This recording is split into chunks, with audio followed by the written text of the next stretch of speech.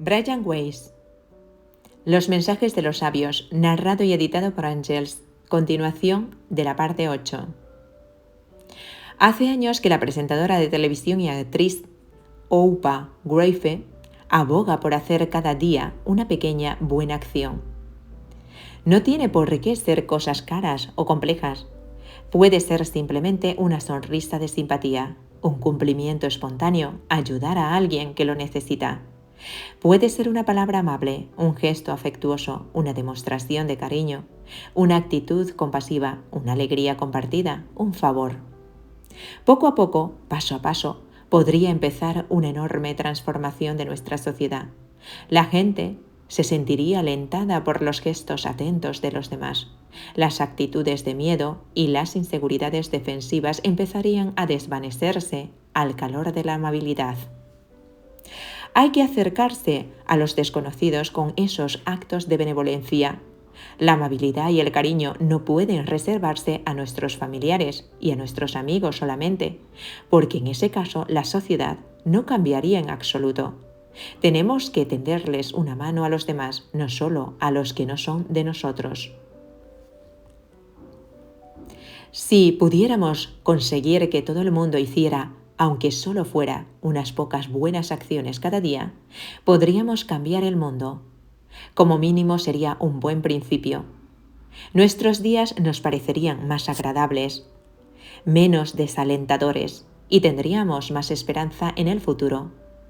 El modelo de conducta amable y compasiva para con los demás debería ser la gran exportación, el legado de Estados Unidos, no las prácticas empresariales basadas en la avaricia, en las que el dinero es lo fundamental y la competencia despiadada el miedo que justifica el fin. Además, seríamos un ejemplo para nuestros hijos, que aprenderían a valorar la fuerza y la importancia de la bondad. Aprenderían que no importa a cuánta gente afecte en realidad sus pequeñas buenas acciones, lo importante es hacerlas. Desde la noche de los tiempos, todos los grandes sabios de la humanidad han predicado el amor y la compasión en las relaciones y en las comunidades. No han perdido el tiempo explicándonos cómo acumular una riqueza excesiva. No nos han enseñado a ser malvados, egocéntricos, maleducados o arrogantes. Un verdadero sabio, un verdadero gurú, te ayudará a encontrar tu propio camino. Te mostrará lo que es importante para tu evolución espiritual y lo que no lo es, o peor aún, lo que puede ser un estorbo o un obstáculo. Nuestra labor en la vida diaria es hacer manifestaciones en esas enseñanzas, ser amables y educados, practicar actos de amor. Para el cambio del mundo no hay calendario. Lo único importante es empezar. Si es cierto que un viaje de 1000 kilómetros empieza con un paso, ese primer paso es deshacernos de nuestro miedo y nuestro aislamiento y empezar a practicar actos de bondad, sean al azar o programados, sean grandes o pequeños, y hacerlo a diario. El cambio de la naturaleza actual del mundo, violenta, competitiva y llena de odio, no se conseguirá gracias a los esfuerzos de unos pocos individuos que hayan alcanzado la iluminación, aunque sean dirigentes mundiales con mucho poder. En cambio, los actos de bondad y compasión de cada día compartidos por la gente y realizados en grupos pequeños pueden provocar el cambio a un lugar más lleno de amor y bondad. La gente tiene que comprender que todos somos iguales, todo lo mismo, todos luchamos por tener un poco de tranquilidad, felicidad y seguridad en nuestras vidas. No podemos seguir luchando y matándonos unos a otros. Nuestros hijos nos observan de cerca. Siguen los modelos que ven, nuestra conducta, nuestros valores y nuestras actitudes. Si vivimos con odio y violencia, copiarán ese modo de vida. Una de nuestras tareas más importantes es enseñar a nuestros hijos los valores y la conducta correctas desde que nacen, porque también los bebés nos observan detenidamente y comprenden mucho más de lo que creemos. Recuerdo haber leído hace muchos años algo sobre los Hopis, una nación india de Norteamérica.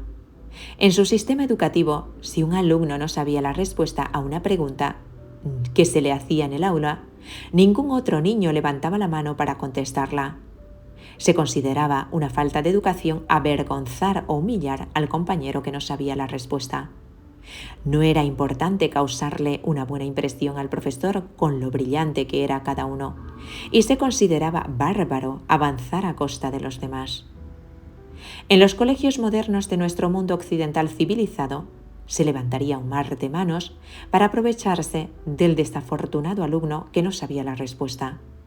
Nos enseñan a aprovecharnos de los demás para mejorar, a pasar por encima de ellos para llegar hasta arriba. Nos enseñan a ser competitivos y despiadados y a dejar totalmente de lado los sentimientos de aquellos a los que pisoteamos. ¿Qué importa la humillación del alumno que no sabe algo? Es una oportunidad para nosotros que le causemos buena impresión al profesor. Esas son las semillas de la violencia y se plantan en nuestro interior cuando somos muy jóvenes. Podemos despertar y comprender la naturaleza de esas malas hierbas que llevamos dentro y arrancarlas de raíz. Pero para ese proceso es necesario ser consciente de nuestra naturaleza más profunda y eso no es sencillo. Hace años enseñé farmacología sobre el alcoholismo y drogodependencia a los estudiantes de segundo de medicina en la Universidad de Miami. Era una asignatura obligatoria.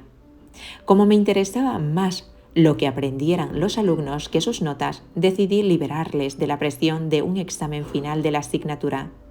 Creí que podrían concentrarse mejor en la materia si estaban menos nerviosos.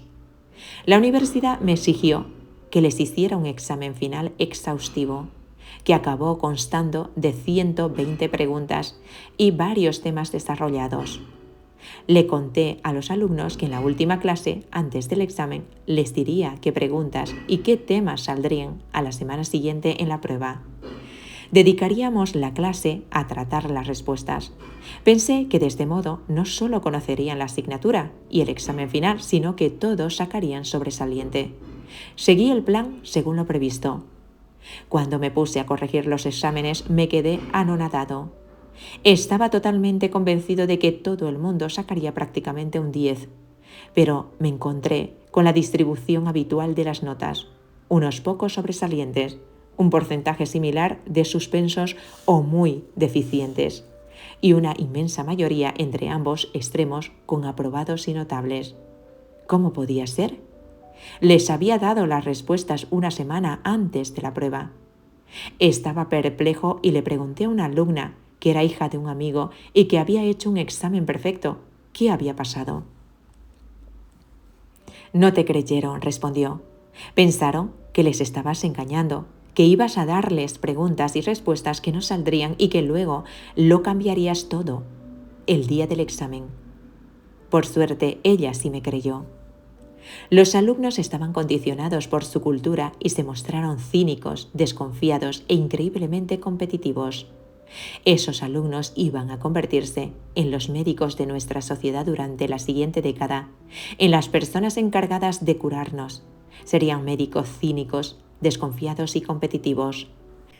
Nuestra cultura civilizada nos está fallando y para cambiar las cosas tenemos que empezar con nuestros hijos, enseñarles la importancia del amor y de la bondad, de la fe y de la esperanza, de la compasión y de la no violencia, de tratarse unos a otros con respeto y dignidad, no como cadáveres que hay que pisotear para avanzar por el camino del éxito material.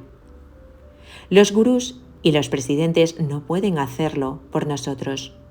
La responsabilidad reside en el interior de cada uno de nosotros, en nuestros encuentros personales diarios, la responsabilidad de tender una mano y ayudarnos con actos de bondad, sin que nos preocupe lo que nos reportará, si es que nos reporta algo, y hacerlo con generosidad. De ese modo cambiamos el mundo. Si no tiene oportunidad de hacer grandes cosas, haga cosas pequeñas a lo grande. Rechazar la violencia y el odio. No tenemos derecho a interrumpir abruptamente las vidas de los demás antes de que hayan completado su karma. No tenemos derecho. Sufrirán un castigo mayor si le dejamos vivir. Morirán y pasarán a la siguiente dimensión y allí sufrirán. Se quedarán en un estado de mucha agitación, no tendrán paz y volverán a encarnarse, pero sus vidas serán muy duras y tendrán que compensar a quienes hayan hecho sufrir por las injusticias que les hayan provocado. Solo Dios puede castigarles, no nosotros. Ya recibirán su castigo. La violencia no es únicamente provocar daños físicos a los demás. Algunas formas de violencia pueden ser más devastadoras que la física. Puede ser algo muy sutil. Distinguir entre ellos y nosotros es un acto de violencia. Centrarse en las diferencias entre la gente, en lugar de considerar lo que tenemos en común, tarde o temprano, lleva inevitablemente a la violencia. Tenemos miedo del otro. Proyectamos nuestro odio personal, nuestros fallos y nuestros errores en él. Le culpamos de nuestros problemas en lugar de mirar en nuestro interior. Intentamos resolver nuestros problemas arreglando al otro, a menudo con violencia.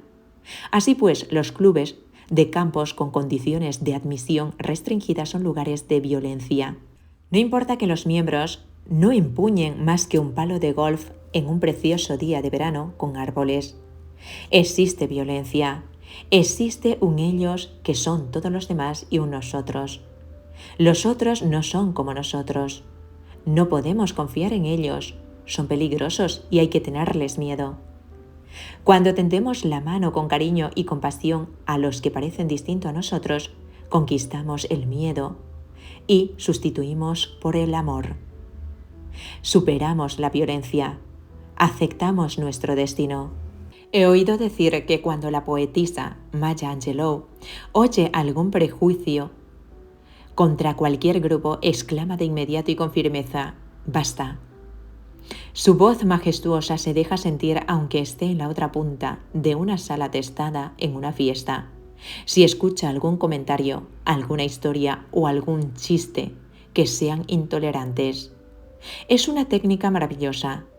Si todos hiciéramos lo mismo, la intolerancia y los prejuicios irían a menos y con suerte desaparecerían. Pero para decir basta, hace falta mucho valor. Tendríamos que exigirles a nuestros familiares, amigos, compañeros y jefes y a los desconocidos que detengan su conducta furiosa. Aunque parezca difícil, recuerde que cuando separamos a los demás por ser diferentes, nadamos a contracorriente por el río del amor. Todos estamos conectados, todos somos iguales, todos somos lo mismo. Eso es lo que nos dice el amor. No tenemos que creer en la reencarnación para que funcione la terapia basada en las vidas anteriores. Si quiere, puede creerse que todo es una metáfora. Las imágenes son ricas, detalladas y terapéuticas. Se cree lo que se crea. En la primavera de 1996, aparecí en el programa de Maury Povell.